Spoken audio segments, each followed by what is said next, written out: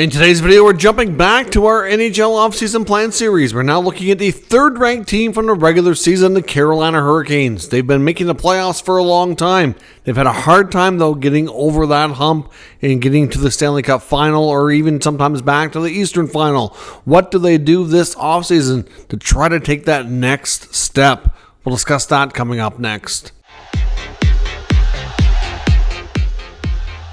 So welcome back to another video here at Top Shelf Hockey. As I mentioned, today we're looking at the third-ranked team from the regular season, the Carolina Hurricanes, and analyzing what their offseason moves are going to be. So in case you're new to this series, we started at Team 32. We're working our way all the way up to number 1. Obviously, only a couple of teams left. The Hurricanes were third in the league overall in the regular season standing. So we're going to recap last season with team and individual stats, take a look at moves they've made throughout the year, their salary cap space that they have right now, restricted free agents, unrestricted free agents, determine who can come back, who's going to likely move on, and what are their top questions facing this franchise. So let's first dive in and get started with recapping the 23-24 campaign for the Hurricanes. They finished with a record of 52, 23, and 7, 111 points. Another real solid regular season. They've been basically first or second in their division for the last couple of years. Really, really good. They've had some playoffs where they've won either one round, 2 rounds. Like they made it to the Eastern final. They've gone to the second round a few times. Like this team has been really good. It just seems like they're always missing just like that one piece or something to get over that hump. So obviously another really good campaign. They scored 277 goals this year, which was the 8th most in the league. Pretty good result. Goals against was only 211. That's really good as well. 4th best in the league. Power play, very respectable, 26.9, number 2 in the league. Penalty killing, 86.4, number 1 in the league. So, to be top 1 or 2 in both special teams categories, be a top defensive team and a top 10 offensive team, like that's a lot of really good stuff there. Like you can't get a whole lot better than that, which explains why they were so good in the regular season. And playoffs were good as well, but not good enough. So, we thought that they had that extra piece this year with Jake Guentzel, and it did not work out for them. Looking at their top individual performances, they got Sebastian Aho leading the team in scoring with 89 points. Guentzel, even though a lot of those points came in Pittsburgh, he technically had the second most points with 77. Seth Jarvis with 67's next. Tara Vinen and Natchez both with 53. Svechnikov with 52, but he missed a bunch of time and only played in 59 games. So Svechnikov definitely would have had more for sure. The goaltender who played the most this year was Kochetkov, with Anderson missing significant time due to the blood clotting issue, and of course Ranta not performing well, ending up in the minors for a spell as well. Kochetkov finished with a record of 23, 13, and 4, a 2.33 goals against and a 911 save percentage. So their youngest goalie has been the best goalie. I mean, Freddie Anderson, when he did return, he was brilliant leading into the playoffs, and then in the playoffs, I'm sorry, but in my opinion, he let them down. Freddie Anderson does not have a great playoff record. So we'll get into that here a little bit later as well. But his regular season numbers when he did play, he had a 1.84 and a 932. Like the stretch of games that he played when he came back were phenomenal. 13-2 record. Like insane numbers. But in the playoffs, Anderson's save percentage dipped from 932 to 895. And that was a significant reason why they did not make it through any further and get to like the East Final or the Stanley Cup Final. Goaltending was a big part of the problem. In-season changes. Of course, we saw a few trades throughout the year. Nothing too serious until the deadline. October 10th saw the Caleb Jones trade. Not long after that, they traded Cade Weber to the Maple Leafs because they knew that Weber wasn't going to sign. They get a 6th-round pick in return. At the deadline, they made a significant trade to get Jake Guentzel from Pittsburgh, moving Michael Bunting, who they just signed as a UFA, and I believe it was about 3 prospects. They also added Evgeny Kuznetsov with 50% retention from Washington for a 3rd-round pick. So Guentzel was really good for them and very productive and was a nice addition. And it's going to be a challenge to keep him. Kuznetsov wasn't as consistent as you'd like, but for the most part, that was for the price that they pay with 50% retained in Washington.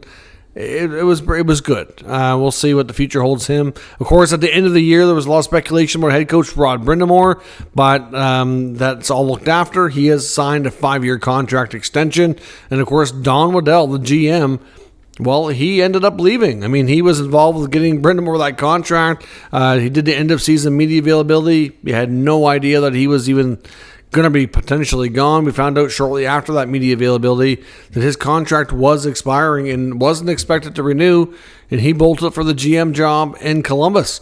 So Waddell out. Eric Tulsky, the internal candidate who was the AGM for some time, a bit of an analytics guru, has taken over that role. And so far, he was somebody that was well respected in the league and with the new organization, and it was kind of viewed upon as an up and coming GM. So it was a good hire, good internal hire. And if they didn't hire him, I think they would have been at serious risk for him to consider leaving as well. But Eric Tulsky is a new GM now. That was a significant move at the end of their campaign. So they got a new GM, Brind'Amour under contract for 5 years.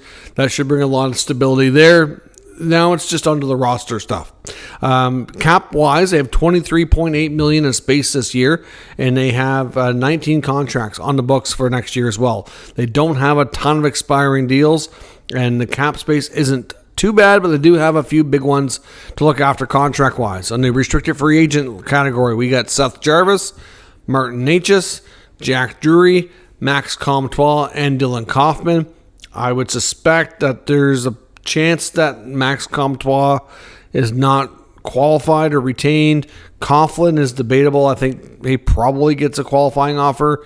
Necas and Drury are potential trade pieces. We'll get into that. Seth Jarvis will be the main one getting the big-time contract. On the UFA side, we got Jake Gensel, Jordan Martinook, Stefan Nason, Teuvo Teravainen, Tony DeAngelo, Brett Pesce, Brady Shea, and goalie Antti Ranta. Now, Ranta won't be back. That's a given. Between Pesce and Shea, they're probably both not coming back. It's believed that Shea is a much more likely player amongst those two veteran defensemen to re-sign. Pesce, there's a lot of speculation he may be heading to New Jersey. So we'll see about that. But he's probably better odds than not returning to Carolina. Tony DeAngelo, I would suspect, probably isn't returning either. I know Teravainen, Martinook, Gensel, and Nason, there's most likely that they all make it to the market release on July 1. I would think that there's a chance that Nason or Martinook could possibly return. Gensel, I think the odds, they're still in the mix. I just don't know that they're going to have a good opportunity here. As I record this video, on Wednesday, 2 days before the draft, Ilya Mikheyev was traded just tonight to create more space in Vancouver. There's a big connection to Gensel to Vancouver. So I think that right now I'd probably label them the front runners. I don't know if Carolina, I know they're still in it, but I think the odds of keeping Gensel are slim in my honest opinion. Teravainen was also speculated to be able to hit the market as well. I don't know what the odds are of him coming back. So they're going to have some holes in this lineup. I mean, they might only have a handful of roster spots open up based on what's signed for next year, but it's some interesting pieces nonetheless. Looking at the 24 NHL Draft, they do have 9 picks. They picked 27th overall in round 1. A lot of picks between the third and second round, so be interesting to see what they do with the draft. There could be some draft day trades. They might even get another first round pick. We'll get into that here as well. The top questions facing the franchise: one, we're going to see some turnover on the blue line. It's believed Jacob Slavin will be signing a pretty significant contract extension on July 1st. Elliot Friedman believes that they have something already basically agreed to, and it should be something that comes out pretty early into free agency. Looking at an 8-year extension around that $6.5 million mark, and that'll help retain him for like the biggest part of his career here. And then between Pesce and Shea, like I said, most likely only one goes. I think Pesce goes.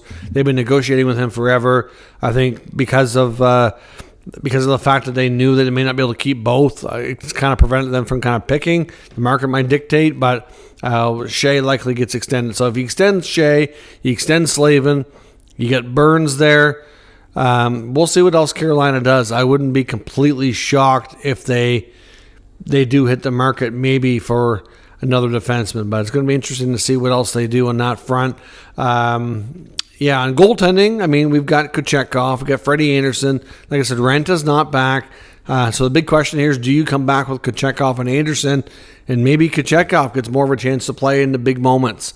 There is some speculation that they are exploring the goalie market as well, and that they could have been involved with some trade talks. We know Marty Necas most likely is not returning to Carolina. That's very much extremely likely. Okay, there has been some talk that Nashville is one of the teams that are very interested in him, and that maybe UC Saros' name could come up. If Carolina got Saros, then I would suspect that Anderson probably would go to Nashville, or they'd have to move Freddie Anderson somewhere. I would not think they wouldn't want to. I would think they wouldn't want to move Kochetkov. But how's Kochetkov going to feel if they go out and get another starting goaltender that they're going to sign for a long-term extension? That's going to eliminate him from being the starter. I don't know how that. I'm not sure that makes sense. I think Kochetkov is their guy. To me, I think he's a real good goalie. So if I'm Carolina, I'm running with Kochetkov. Either Anderson, he's signed for one more year, he becomes more of a backup. To me, he's really good in the regular season, so you help him, let him help you get those wins to have a good regular season. But I'm going with Kochetkov in the playoffs. That's what I would do. I don't know what they'll do, but there's certainly a question mark there about if they come back with that tandem. Because last year there was a lot of kind of different times of the year, different guys kind of running with the ball. So we'll see how that all works out. As far as Necas go, like I said, there's lots of speculation. They're going to prioritize Seth Jarvis to get a long-term big money extension over Necas. So by the time they extend Slavin, they bring back hopefully Brady Shea, they give Jarvis a bunch of money. That's going to eat into that $23 million they have available. They need a few depth pieces in there. So I honestly don't think there's any chance Necas returns. I guess if they don't get their trade price, maybe, but it's believed that he doesn't really want to be there. We've heard about, like I said, Nashville for Saros or other pieces maybe. There's been some talk about Winnipeg for Nick Ehlers being a possible trade. There's seen some reports earlier tonight that the Devils and Sabres both in that mix regarding first-round picks, like pick 10 and 11 between New Jersey and Buffalo. But it's believed Carolina wants a hockey trade, like another player coming back, similar age or a young, decent player that can be in their lineup and have an impact right away. They view Necas as a potential budding star, and they want somebody in return who has the same sort of potential. So I don't know that some of those first-round picks really make sense unless they turn around and flip that elsewhere for a different piece. So we'll see. But Jarvis is going to get a good signing. On the other hand, Necas is going to get traded. Just a matter of where. Patrick Laine's name has been out there for a potential fit as well. Obviously, he makes over $8 million. Belief is Columbus would prefer to move that contract without retaining. I don't know that they're going to be able to do that. He's got 2 years left. I think it's 8.7. But Carolina would be a great spot for Laine. And if they're going to lose Gensel, Laine might be another option for them, especially if Columbus can eat some of that money. They can knock that down to maybe like $6 million, let's say, for example, or $6.25 or something like that. Then you've got potentially a guy who might be able to score you as many goals as Gensel, but for a cheaper price, and he's younger.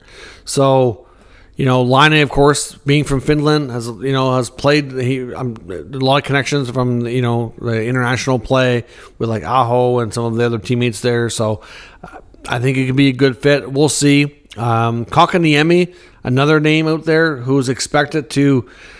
I don't know for sure that he's going to be gone, but I think Carolina's going to do everything they can to move on from him, whether they do a buyout because he's still young enough. I think they should be able to do a 1/3 buyout, which wouldn't be too bad, or trade him with some retained money. Maybe Kotkaniemi could be one of the pieces if they do move Laine to Carolina. Maybe Kotkaniemi could be a piece to go back, a younger centerman that could maybe fit better over there and get a better chance to fulfill that contract and see if he can make a better go of it. That would certainly help from a cap perspective. If they retain even a little bit of Laine, like I said, knock it down from 8.7 to let's say they retain $2 million, and then you move Kotkaniemi's contract out, well, that's over $4 million, then you're not eating too much into your available cap space, and you get Laine in the mix. You extend Jarvis. We'll see what comes back for Natchez if they did do a trade like Ehlers. Well, Ehlers and Laine are best buddies, or at least they used to be when they played in Winnipeg together. So that could be an interesting addition to the Hurricanes lineup. But in all honesty, I do think that we could maybe see them between Gensel likely departing via free agency, and then the Natchez trade, and we could see a couple of new scoring wingers come in to replace them. The back end's going to be the most interesting. Like I said, they've got some pieces there. Slavin will be there. We got Burns for another year. They likely get Shea back. They already re-signed Jalen Chatfield. He get a decent contract, which based on what he's getting paid, leads me to think he's probably going to get more of a top 4 minutes role. So, between Burns and Chatfield, Shea and Slavin, that's probably your top 4. Guys like Coughlin and some other pieces that are, some guys that are more your depth options. So maybe they go into free agency. Maybe they bring in, one veteran guy that's on a cheaper, shorter term deal, and that's probably your back end. Like I said, I don't think D'Angelo will be back. A few changes up front, but they're going to be an interesting team to watch for sure. This team needs to find a way. They've got so much talent. They're so good, but the playoffs have been, not where they want it to be. So will these moves be enough to get them over the hump? And what do you see the returns being? Obviously, lots of questions. What are the answers in your opinion? Let me know your thoughts in the comments. We'll discuss further. If you're new to the channel, make sure you subscribe and stick around. We got a few more videos coming in this series, all the news and rumors regarding free agency, the draft, all the trades. This is your place to get all your updates, so stay tuned, stick around, and I'll catch you next time.